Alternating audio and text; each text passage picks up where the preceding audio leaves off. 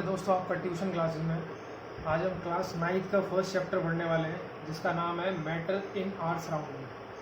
तो सबसे पहले हम बात करेंगे कि what is made by a matter. Matter होता क्या है? तो मैटर होता है, matter is made up of particles, यानी मैटर पार्टिकल से बना होता है। The particles of matter are very very small. जो मैटर्स के जो पार्टिकल्स होते हैं वो काफ़ी छोटे होते हैं। They are very very small. अब कुछ हम करेक्टरिस्टिक्स के बारे में पढ़ेंगे। पार्टिकल्स की जो करेक्टरिस्टिक्स होती हैं वो पार्टिकल्स की होती क्या है। तो कोई भी जो मैटर है उसके पार्टिकल जो है कंटिन्यूसली मूविंग कंडीशन में होते हैं। क्या होते हैं? कंटिन्यूसली मूविंग कंडीशन में होते हैं। सेकंड पॉइंट ये है, particles of matter have space between them, यानी जो कोई भी मैटर है उसके पार्टिकल्स के बीच में कुछ ना कुछ स्पेस होता है। आगे जाके हम पढ़ेंगे कि जो सॉलिड लिक्विड गैस होते हैं उनके पार्टिकल्स में कितना कितना स्पेस होता है, किस में ज़्यादा होता है, किस में कम होता है, किस में बिल्कुल थोड़ा सा होता है। जो थर्ड पॉइंट है, particles are varying and have space between them, यानी पार्टिकल जो है वेरी करते हैं और उसके बीच में जो है थोड़ा बहुत स्पेस होता है। अब हम बात करेंगे स्टेट्स ऑफ मैटर के बारे में कि जो मैटर की स्टेट्स होती है वो क्या क्या होती है। The physical states of matter are, यानी जो मैटर की स्टेट्स होती हैं फिजिकल, वो 3 स्टेट्स होती हैं। सबसे फर्स्ट वन है solid, second one is liquid and third one is gas. तो फर्स्ट पॉइंट की हम बात करेंगे सॉलिड में। सॉलिड हैव डेफिनेट शेप, यानी जो कोई भी सॉलिड है, किसी का भी एग्जांपल ले लेते हैं। मान लो हमने एग्जांपल ले लिया वुड का, ले लिया आयरन का, ले लिया एल्यूमिनियम का ले लिया, तो वो एक सॉलिड के एग्जांपल हैं। तो उनकी जो है डेफिनेट प्रॉपर स्पेस शेप होती है, उनकी एक डेफिनेट शेप होती है। अब हम लिक्विड का फर्स्ट पॉइंट ले लेते हैं। Liquid have fluidity, they are not rigid, यानी लिक्विड जो है उसमें फ्लूइडिटी होती है, यानी लिक्विड जो है बह सकता है, यानी लिक्विड एक जगह से बहकर दूसरी जगह जा सकता है और वो रिजिड नहीं होता, उसकी एक डेफिनेट शेप नहीं होती, यानी जिस भी कंटेनर में हम उसको रख देंगे वो उसी की शेप ले लेगा। अब बात करते हैं गैस के फर्स्ट पॉइंट की। गैस है फ्लूइडिटी, यानी गैस में भी फ्लूइडिटी होती है। दे आर नॉट रिजिड, यानी वो भी रिजिड नहीं होते। अब सेकंड पॉइंट की बात करते हैं हम सॉलिड की। हैव डिस्टिंक्ट बाउंड्रीज, यानी सॉलिड की कोई ना कोई डिस्टिंक्ट बाउंड्रीज होती है। और लिक्विड के सेकंड पॉइंट की अगर बात करेंगे तो लो कंप्रेसिबिलिटी, यानी जो लिक्विड की जो कंप्रेसिबिलिटी होती है वो काफी लो होती है। और गैस इज हाईली कंप्रेसिबल, जैसे कि हम जानते हैं कि जो गैस होती है वो हाईली कंप्रेसिबल होती है। अब थर्ड पॉइंट की हम बात करेंगे सॉलिड की, तो हैव रिजिडिटी एंड इनकम्प्रेसिबिलिटी, यानी डेफिनेट शेप की जो हमने फर्स्ट पॉइंट में बात की है उसी से हम देख रहे हैं कि जो ये सॉलिड होता है वो रिजिड होता है और इनकम्प्रेसिबल होता है। एक तरीके से क्या होता है? इनकम्प्रेसिबल होता है। और थर्ड पॉइंट पे आ जाते हैं हम लिक्विड के। नो डेफिनेट शेप, यानी किसी की लिक्विड की भी डेफिनेट शेप नहीं होती, जिस भी कंटेनर में हम उसको रख देंगे वो उसी की शेप ले लेगा। They take the shape of the vessel, यानी जिस भी वेसल में हम उसको डाल देंगे वो उसी की शेप ले लेगा। एग्जाम्पल ले लेते हैं, मान लो हमने ग्लास वाटर लिया, वाटर को हमने जग में डाल दिया फिर ग्लास में डाल दिया, तो जिस भी कंटेनर में जिस भी वेसल में हम उसको डालेंगे तो वो उसी की शेप ले लेगा।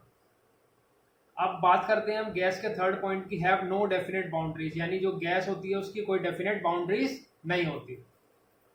अब फोर्थ पॉइंट पे आ जाते हैं हम सॉलिड की। हैव डेफिनेट वॉल्यूम, जो सॉलिड होता है कुछ ना कुछ उसका डेफिनेट वॉल्यूम होता है।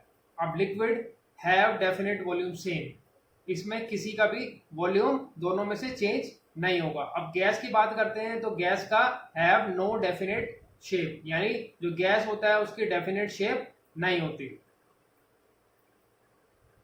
तो स्टूडेंट्स, मुझे लगता है कि आपको मैटर के बारे में कुछ जो बेसिक्स चीज़ें मैंने बताई ये समझ में आ गई होंगी।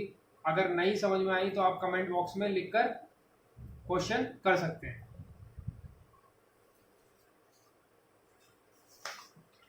अब हम बात करते हैं, अभी हमने बात की स्टेट्स ऑफ मैटर के बारे में। अब हम बात करते हैं कि जो स्टेट्स ऑफ मैटर है ये किस तरीके से चेंज करती है। तो सॉलिड सबसे फर्स्ट पॉइंट ले लेते हैं हम। सॉलिड में एग्जांपल ले लेते हैं हम आइस का। लिक्विड में एग्जांपल ले लेते हैं वाटर का, एंड गैस में ले लेते हैं वाटर वेपर का। अब हम देखेंगे इनमें कि जो स्टेट्स है वो मैटर की किस तरीके से चेंज करती है। On heating ice melts into water, यानी जब हम आइस को हीट करते हैं तो वो किस में चेंज हो जाता है, वाटर में, and then converts into water vapour, यानी उसके बाद वो किस में कन्वर्ट हो जाता है, वाटर वेपर में। थर्ड पॉइंट की हम बात करेंगे तो जो है change in the physical states of matter can be done in two ways, यानी जो फिजिकल स्टेट्स है मैटर की उनको चेंज करने के हमारे पास दो तरीके हैं। तो first one is the melting of ice to form water, यानी आइस मेल्ट करके पिघल करके वाटर में चेंज हो जाती है। तो इस डायग्राम में जैसे कि आपको दिख रहा होगा, ये यहाँ पे कैलोरीमीटर लगा हुआ है, ये आइस क्यूब से कवर है बिल्कुल कंटेनर, बीच में एक स्टीरर है और ऊपर एक थर्मोमीटर लगा हुआ है। तो इस प्रोसेस से हम इसको हीटअप करेंगे, तो इस प्रोसेस में क्या होगा, जो हमारे आइस क्यूब्स हैं वो मेल्ट होकर के किस में चेंज हो जाएंगे, वाटर में, और ऊपर जो थर्मोमीटर हमें दिखाई दे रहा है उसके अंदर हम उसका आराम से टेम्परेचर भी देख सकते हैं।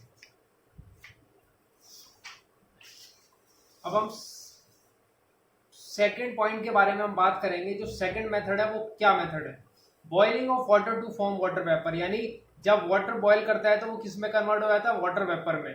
तो इस प्रोसेस में क्या होता है कि एक हमने राउंड बॉटम फ्लास्क लिया है और उसको हमने ट्राइपॉड पे रख दिया और उसके नीचे एक बर्नर लगा दिया है, और उस राउंड बॉटम फ्लास्क के अंदर हमने, जैसे कि आप देख रहे हो कि यहाँ पे हमने वाटर डाल दिया है और उसके अंदर एक थर्मोमीटर लगा हुआ है और ऊपर एक छोटी सी ग्लास रॉड लगी हुई है, ताकि जैसे ही ये हीट अप हो वाटर और यहाँ से ही थोड़ी थोड़ी गैस निकल, जैसे ही वाटर बॉयल होगा वैसे ही यहाँ से गैस निकलने स्टार्ट हो जाएगी। जैसे ही नीचे ये बर्नल को हम जलाएंगे तो उसके बाद धीरे धीरे वाटर का टेम्परेचर इंक्रीज होने के कारण जो थर्मोमीटर है उसका टेम्परेचर राइज होगा, और राइज होने के बाद वो जो वाटर है वो कन्वर्ट हो जाएगा वाटर वेपर में। तो ये दो प्रोसेस हैं जिसमें कि हम देख सकते हैं कि स्टेट, जो मैटर की स्टेट है वो कैसे चेंज हो रही है।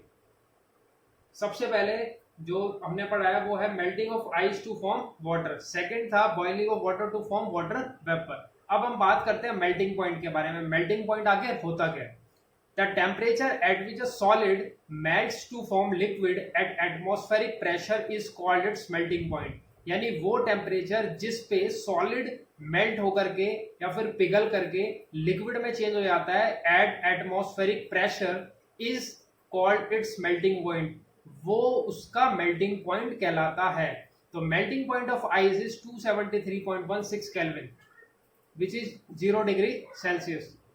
अब फिफ्थ पॉइंट के बारे में हम बात करेंगे, latent heat of fusion.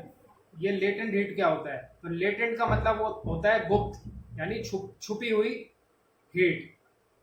The amount of heat required to change 1 kg of solid to its liquid state at its melting point at atmospheric pressure, तो वो अमाउंट हीट का जो कि 1 kg सॉलिड को लिक्विड में चेंज करने के लिए रिक्वायर्ड होती है एट एटमॉस्फेरिक प्रेशर, उसको हम लेटेंट हीट ऑफ फ्यूजन कहते हैं।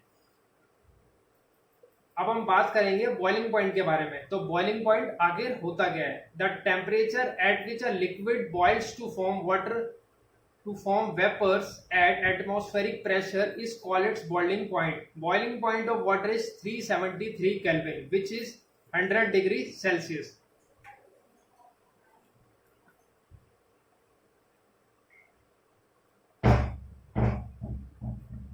(100°C plus 273 Kelvin is equal to 373 Kelvin.